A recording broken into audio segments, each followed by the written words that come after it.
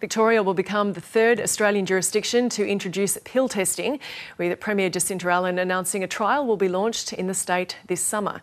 Health experts and state coroners have long called for pill testing to be introduced as a harm reduction measure, following several drug-related deaths in Victoria. Reporter Richard Willingham joins us now from Melbourne. Richard, can you take us through this proposal?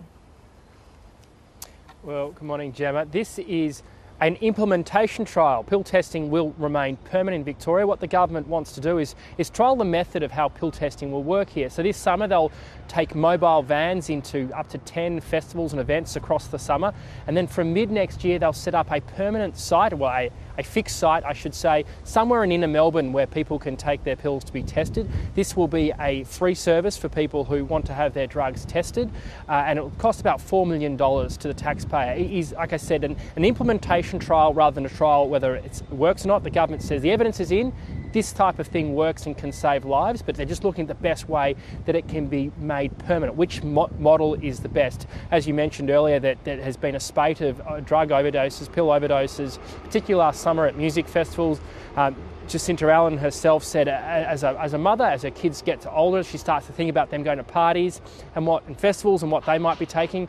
And she's heard from parents, they just want this sort of peace of mind that people can go and have their drugs tested.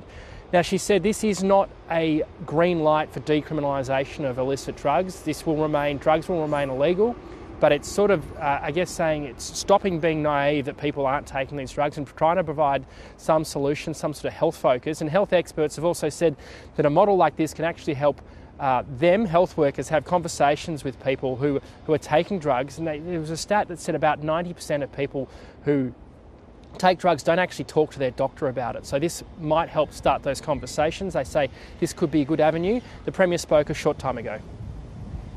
If young people are reaching out and asking for information that will keep them safe, protect their health, and we have that information to give to them, then why on earth wouldn't we?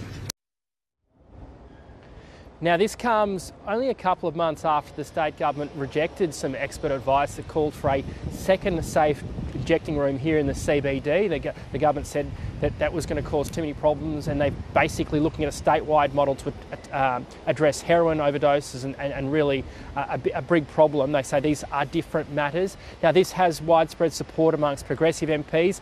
This will require legislation, and that will get through the crossbench here in Victoria. The Greens, the Animal Justice Party and the Legalised Cannabis Party and the Libertarian Party are all supportive. So this will happen. I think there'll be no political problem there.